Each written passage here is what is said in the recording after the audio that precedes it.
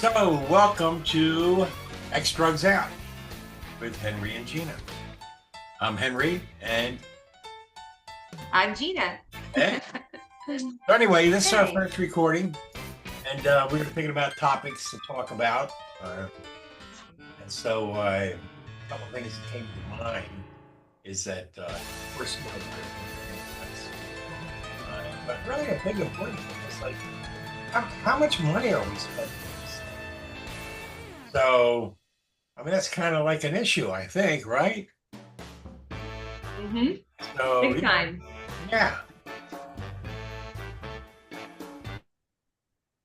So anyway, that killed the music, and Okay. we are in here now. Okay, so Okay. to do that, I got access to some documents to kind of give us a picture of the overall uh, of the amount of money we've spent on addiction over the last 4 decades. That's 40 years, of course. And I thought that would be a good intro. Like what are we spending here? Okay. Second part of the program. Right. Second part of our program is we're going to talk about like what is this issue of boredom that we hear about, and why does that connect to relapse? Because we hear that a lot, Mm-hmm. don't we, Gina? Yeah, Right. Yes. What did they say? Some of them go, I find sobriety boring.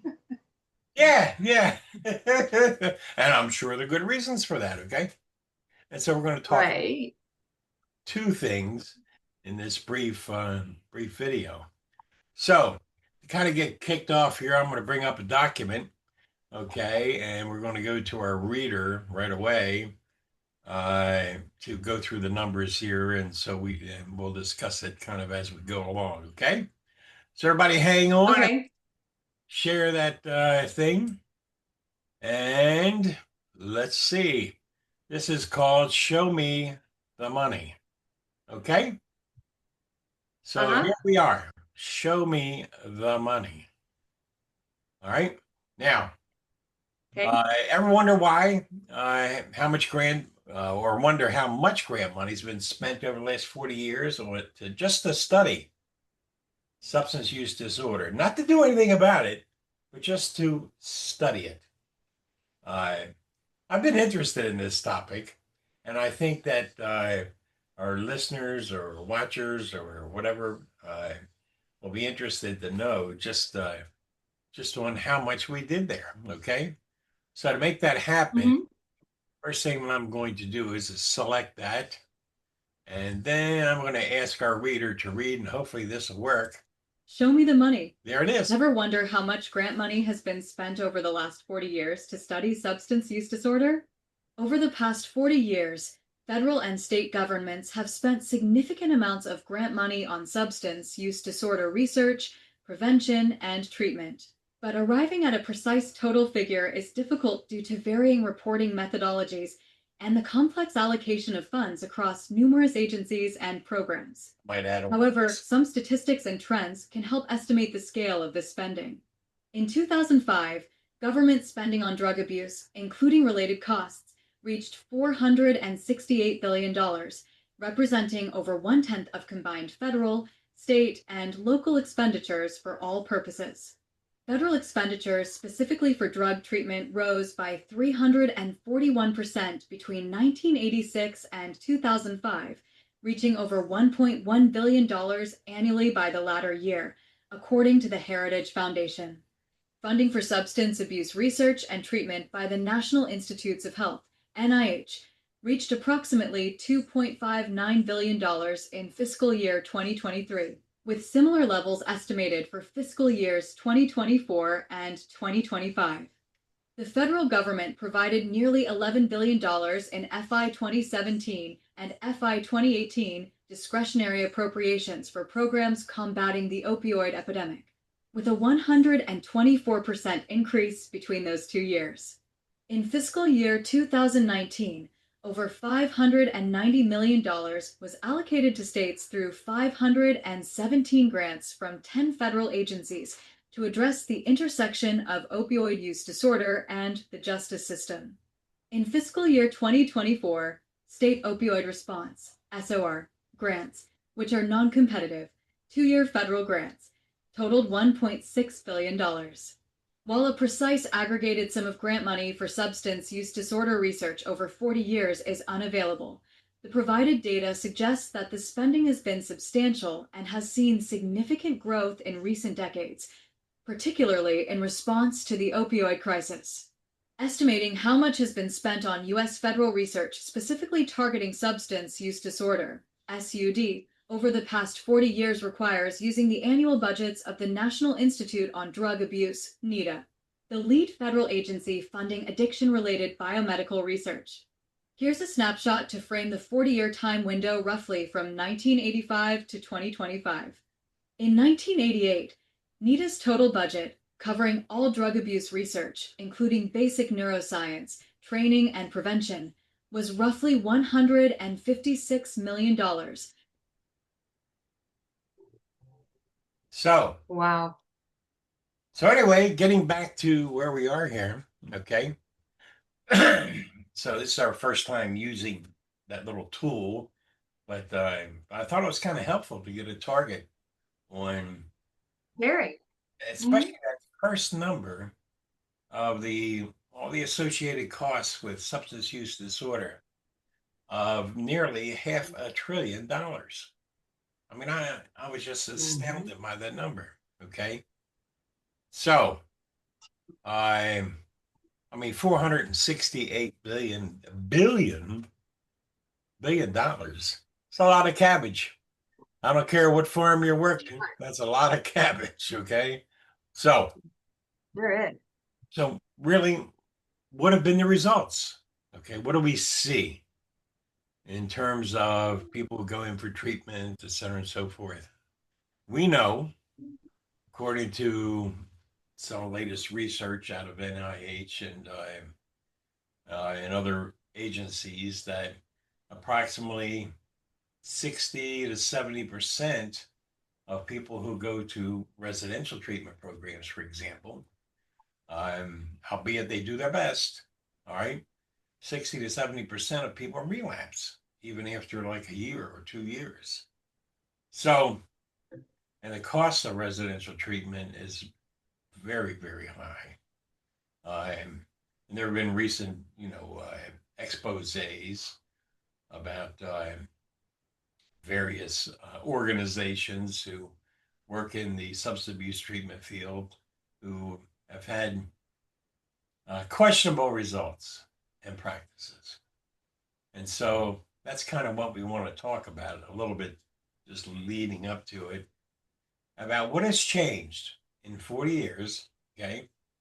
And I've been around this industry for a long time, okay? For all of those 40 years. So I have kind of a sense of it. And as a retired professor, of course, I've taught in that area. So, Gina, so what are your thoughts on what has changed in terms of treatment efficacy or outcomes in the last 40 years?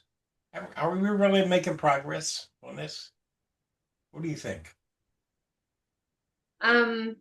Based on even the last 4 years, I mean, knowing that we live in Florida and it certainly needed a complete overhaul here, knowing where it was back in the early, let's just say 90s, if you will, with all the let's just get them in, let's just bill the insurance and get them out. But also, they were participating in unlawful criminal activity, as you and I know, because we live here in Florida.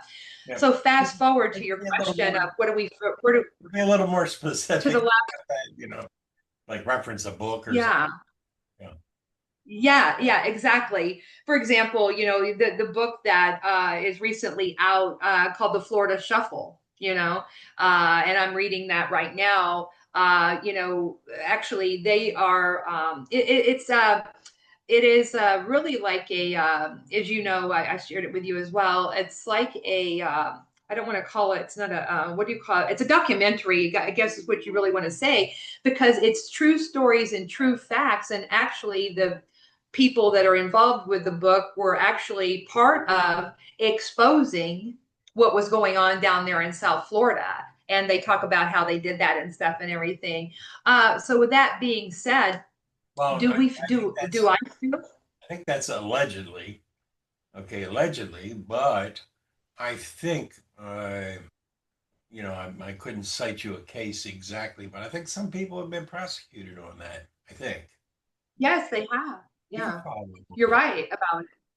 Yes, but actually, allegedly, there was yeah. allegedly. There you go. That's a good word. Yeah, allegedly, yes, and we're prosecuted for that. So fast forward, as you're saying, just talking about the last 4 years and what I have personally seen and heard about from people's experiences of friends, family, and the like, is that uh, it's still as far as people getting into places, whether it's grant funded, insurance funded. I don't know anyone personally that's ever gone with the self-pay way. Okay. Thinking about that just for a moment, if I'm going to pay for it out of my pocket, I think that I would, want better outcome for myself and seek more from it, and everything because it's coming out of my pocket, not my employer's pocket, not the insurance, not a government grant program. So here's what I have seen in the last 4 years, just personally, is that um, it seems to be everything's fine and improvements are there and different things, good things are happening while one is in the if they stay in while one is in the treatment facility and program. However, once whether it's outpatient or inpatient, my I think you personal brought up a good point there. It seems that yeah. it's from the many, many people that I've spoken to who have been in treatment, um, they've had a positive experience while they were in treatment. Okay. Mhm. I really haven't heard any really major horror stories, about being mistreated or anything like that. I've never heard that. Okay. I mean, it Mhm. could happen, but I haven't heard it. Generally, people Mhm. are happy while they're in there. Okay. But go Mhm. ahead. But then then they're released, whether outpatient or inpatient or sober house. I will tell you that experiences that I have talked with folks about being in sober houses, it's a good theory. Like they're like, oh boy, this is great. I'm going to still be around folks that are trying to do what I'm doing, stay clean. That's mandatory to be in the house, whether they're paying for it or it's again government funded, which is available in these sober houses as well. However, the majority of folks do still continue to use, is my understanding from that, or get back to it. It's very accessible. Here's the deal, Henry. I feel, and I think you'll agree with me. There Hey, most likely isn't a nook and cranny of a small town like ours to the big cities that people think, oh, well, that's not going on where I live. You and I know better. We know better than that, right? it's every So just because one lives in, Golden Ocala, don't think that it doesn't touch Golden Ocala too, you know, because our experiences, right? And these are factual experiences as well, is that addiction and drug dealing bears no creed, reference, financial reference. There's no, they're not prejudiced to it. So I have a true story to share about that too. As a matter of fact, is living in this area and one thinking that and sharing that same thing with me. I never would have thought, they said, it would even be near where I live, right? Beautiful home, beautiful cars, all this, all that. A lot of you don't know where people's money comes from and what they're doing in there Sure. and different things, right? So with that being said, that is the experiences that I have heard from folks that have gone through either an inpatient or outpatient treatment program, whether they work for me or I just know them or whatever. Everything was great. As soon as they got either on their own or back to work and back to life in general, a sober house or not, is um, not being able to stay focused enough into getting out of that. Here's the words they use: addictive behaviors. Just Yes. because they put the drug down, just because they put the drug down, um, they still have the behaviors, the thought pattern, the process. Whereas if they go, well, hey, I chased this drug for 24/7, right? And it was exhausting. It was a lot. I had to always worry about, how am I going to get the next hit? Who's going to pay for it? Where am I going to get the money for it? Sure. It's such it's a full-time job. No It wonder they is. don't work, because It it's a is. full-time job, just figuring out who's got the drug that I need. Where am I going to get it? Is it going to be fronted to me? How am I going to pay for it? What do I need to go steal or take from somebody so that I can get it? Sort of thing. It's a full-time job, it's Yeah, exhausting. it's sort of like And a so it's sort of like a psychotic hamster on a wheel. Let me share a quote. exactly, Now I don't know who this exactly. quote came. I don't know who this quote came from, but I think you kind of touched on it. And here's the quote. Uh-huh. If you, Hmm. I'm gonna read the quote. Yeah, please. Yeah. If Go you do ahead. not get over it, oh, here it says, you do not get over an addiction by stopping using. You recover by creating a new life where it's easier to not use. If you do not create a new life, then all the factors that brought you to your addiction will catch up with you again. Yeah, that quote's, I don't know who made the quote, just says unknown here. It's in our book, Right. Recovery Life Navigator. I threw it in there because, Uh-huh. that really kind of hits the nail on the head. So it's more It complex. does. And I've shared with, Hmm. with other colleagues um, who are in the business of recovery, okay, that Hmm. dealing with the opioid crisis, meth, and the drugs that are out there today, and even the synthetics, uh, is much more complex, much more difficult than the old days. If let's say back 40, even 50 years ago, when we're mainly dealing with alcohol and strictly cocaine, straight up cocaine, or even straight up heroin.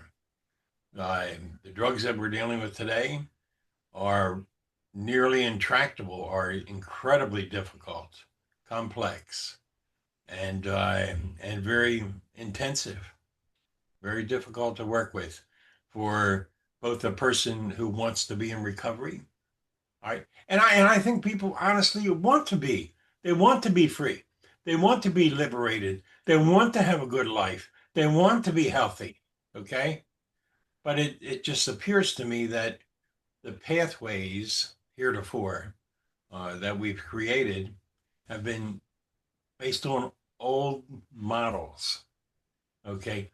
Old models that were developed in the 40s, 50s, and 60s, even ways of dealing with therapy, as well as the recent efforts in coaching and that sort of thing.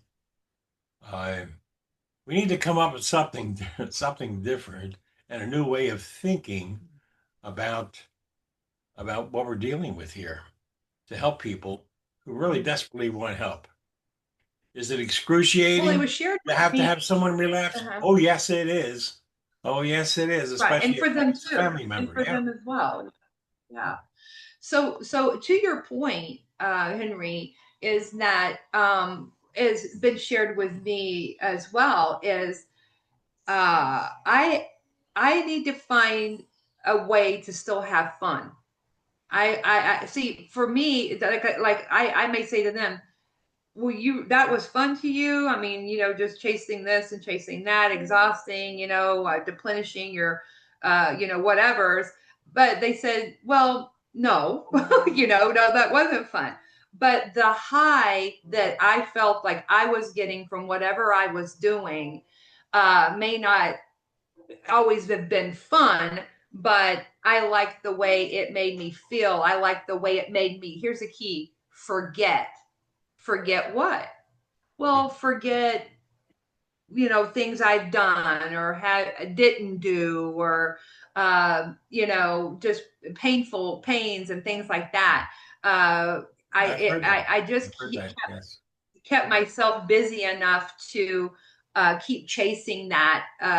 Well, they always talk about chasing that first high that they felt with whatever they tried. And that's generally the aspect of the first drink, right? People talk about that without alcohol, right? I'm chasing that, still chasing that. So, with that being said, Before we go any further, I also want to mention that I am a person in long-term recovery. Okay. Mm-hmm. So I understand, a lot of the experience, Mm-hmm. and I've been through it. Mm-hmm. I took a pathway which might have been different than maybe someone who may be watching this, your pathway, but it was the one that worked for me, and that was that.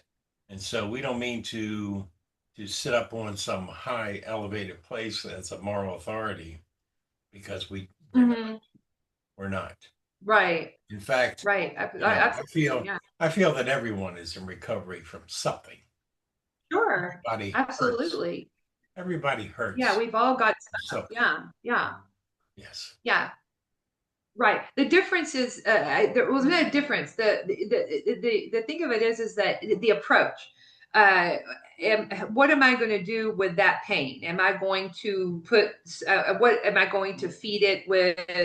Something to help it go away, such as whatever as it can be. I know friends that do shopping, gambling. These are women friends in my life. Okay, food. I've got a friend that she turns to food for comfort, and then fights her weight all the time, different things and stuff like that, So,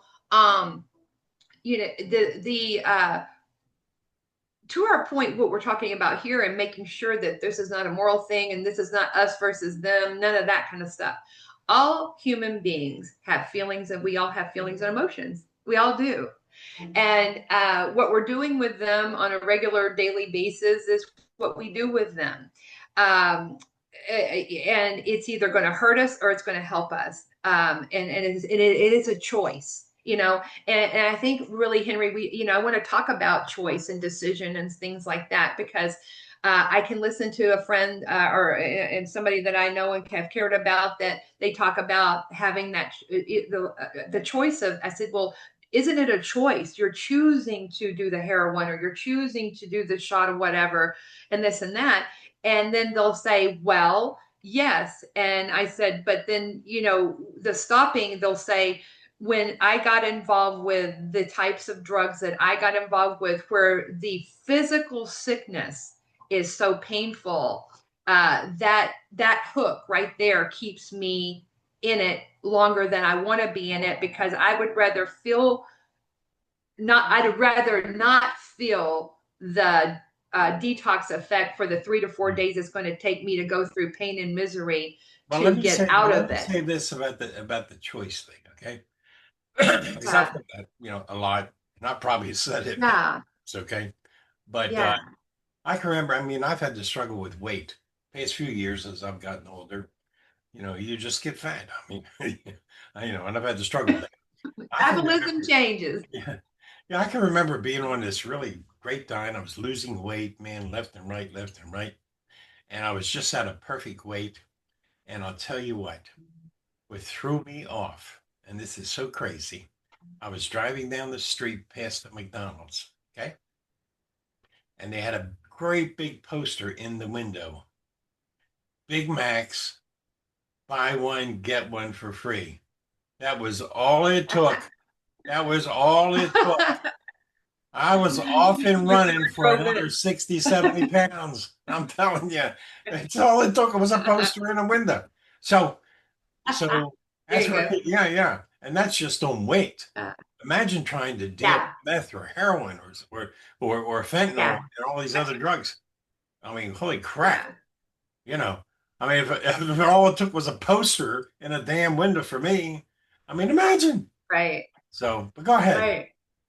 Well, I'll tell you what Yeah, you what we want to do. We want to move know. on, actually Okay. to this next topic and kind of wrap Yeah. this up a little bit. And that Mhm. is something that you and I have discussed that we frequently hear. A person is either afraid to go into detox or they go into detox, they come out, they relapse. And one thing they do share is that they were bored being sober and clean. The boredom, Mhm. the boredom. And I think that brings us full circle back to this quote. Mhm. You do not get over an addiction by stopping using. Mhm. You recover by creating a new life where it is easier for you not to use. If you do not Mhm. create a new life, then all the factors that brought you to your addiction will catch up with you again. So, Mhm. Gina, how does someone go about building a new life? What do they do? Well, I had spoken to a few people about that, saying when it was said to me, I found this boring, and I said, well, wait a second here. Let's talk about where you were in the addiction. You were living in the woods. You didn't have a place to stay. Safety. You didn't have a steady job. What was so fun about it? Was that fun for you?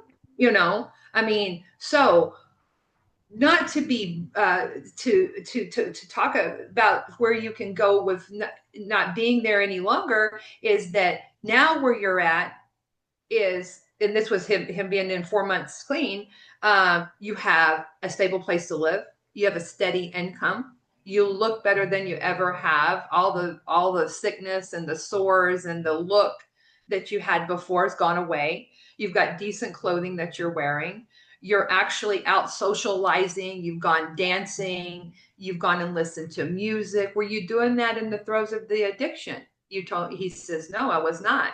So you didn't find that boring, just looking for the next fix. How am I going to pay for the next fix? This and that and the other. Yeah, that keeps you running for about 24/7. But that was more fun than being clean and building this start of a life for yourself, right?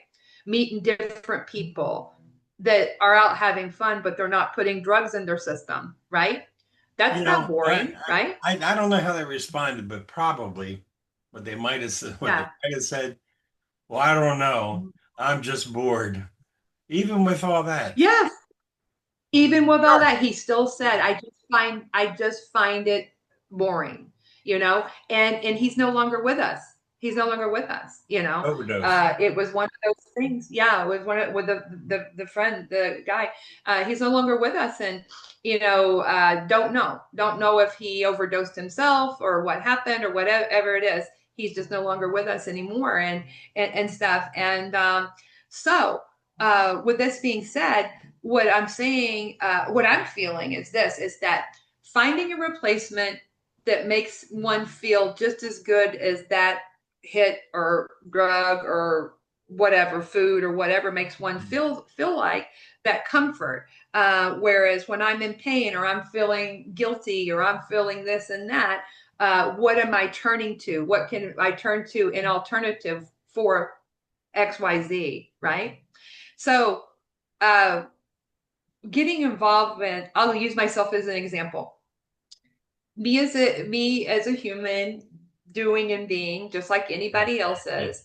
Have lost, have had loss in my life, and in the last 6 or 7 months was very dear to me and stuff. And sometimes that hurts, and sometimes I feel sad, and sometimes I feel whatever I'm feeling. Sometimes I feel angry, and stuff. Here's what I started doing differently. Instead of sitting around being bored, non-productive and things like that, and staying stuck in that, I made a decision to try some different things. Pickleball, okay. Picked up piano lessons. I'm taking piano lessons once a week and stuff. I got involved in, a spiritual aspect of my life and stuff where I'm serving in that area and stuff, which I do this for me because it feels good. It feels right. My spirit felt pulled and drawn to do it. And I like it. And I find more fulfillment today than how I was feeling that other day, right? When I felt sad and I felt mad and I felt angry, about Well, whatever. I think you bring up some really good points about that. Of course, that Uh-huh. situation's personal. It's for you.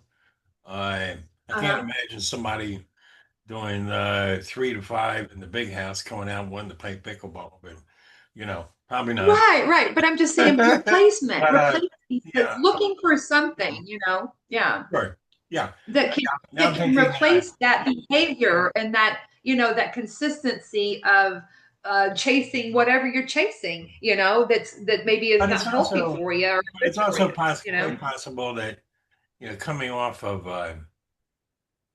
coming off of an addiction, even if you've been through treatment, detoxing treatment, et cetera, and so forth, hmm um, you really need, uh, that social contact to rebuild those social relationships with people who aren't using. Of course, we hmm know that. Typically, what you hear to hmm come out of treatment is that, okay, now go to 90 meetings in 90 days. Well, that's great. hmm I don't have a driver's hmm license. That's how I got in hmm jail for violating probation right. I last don't have a time. place to You hear live. that? I don't You have a know, place to live. yeah, Yeah, still gotta go I live don't have a over here. car, Yeah, whatever. yeah. But some Right. people pick them up, but there's always a way, but it's very difficult. Yeah. So Right. I think what I'm getting at is that the for a person to be able to navigate a new life, okay, it's like hmm being the captain of a ship, okay? And if hmm you're the person in recovery, okay, it's your ship. You're the captain of the ship. hmm But chances are pretty good you're going to need a navigator to show you kind of where to hmm go, okay, what pathways to take on that journey. And I think in our hmm next session, we'll talk about navigators and as opposed to, what you might have experienced, let's say in a treatment center or recovery center or a sober house, whatever the case might be. And we'll hmm continue on this conversation. So it's good stuff. I think hmm we're on the way. This is our first podcast, so we're just kind of opening Right. for what it is, and because it's a very severe problem, numbers I get like 100,000 people a year overdose deaths Right. that we know of. Uh-huh. All right, it's maybe a little less, maybe a hmm little more, and I just want to remind hmm or just say put out there that in context, 58,220 died during the Vietnam War. Those are the casualties on our side. All right. So, hmm I mean, I know that for a fact, but hmm I mean, over 100,000 Americans dying from drug overdoses, and suicides are rising also for a number of hmm reasons. The amount of crime, the amount of people who have their entire lives ruined because now they have a criminal hmm history. Okay.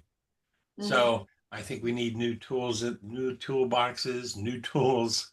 We need to be more hmm creative, and that's what X Drugs Out's about, is to discuss Right. that and bring people on here who can put those ideas out there to change the way we even think about addiction and what we do Right. about it and what we do about relapse and recovery and those kinds of things. Because whatever we've been Right. doing, the casualties are there. Okay, they're there. And rising. Yeah. And they're So that rising. said, Yes. that said, that's it. That wraps our session for today. It- And okay. Just any before we parting end, thoughts, Henry, and thank Gina? you so much for hosting. Thank you so much for hosting it. But I just want to say to our listeners, anybody listening to us out there, anybody watching us out there, if you would like to come on, you know, whether you're still in the addiction. If we would Okay. love to also hear from someone that's not in the addiction any longer. What's working for you? How you doing it? Um, what's your strategy? What's some good things, good talking points Yes, about why you're not bored anymore and different things? We invite you on and stuff. yes, We'd love to have you. absolutely. Thank you for the invite. That said, okay, goodbye all, and we hope to see some folks coming on soon. Bye-bye.